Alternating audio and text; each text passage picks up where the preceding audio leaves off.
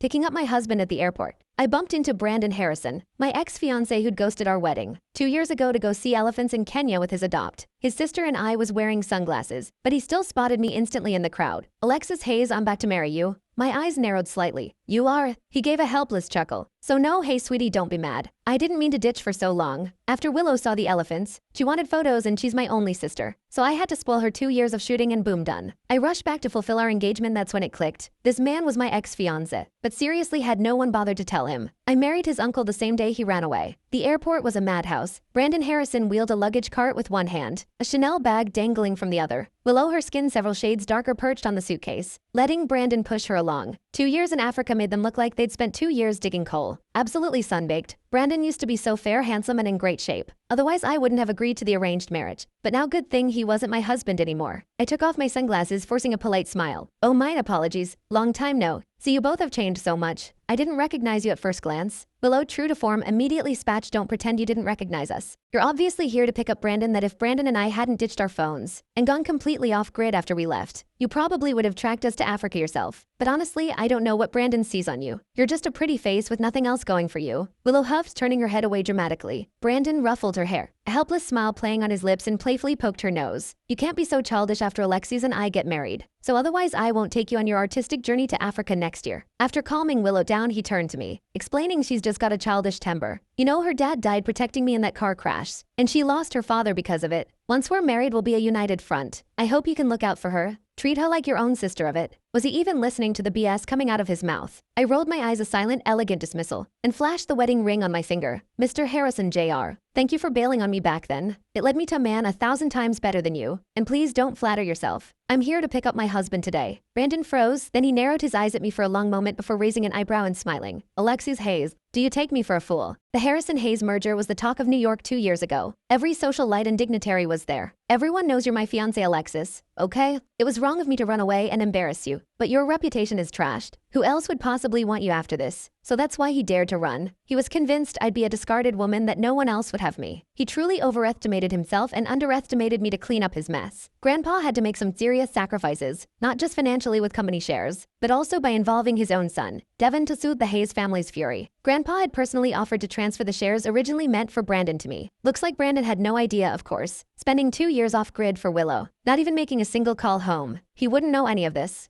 Still, I hope he can keep that smile on his face when he returns to the Harrison family estate tonight. Brandon initially refused the arranged marriage, saying he'd rather die than yield, but then he saw me, fell instantly in love, and declared he'd marry no one else. He shamelessly pursued me for over half a year, seeing that he kept himself out of trouble and wasn't a playboy.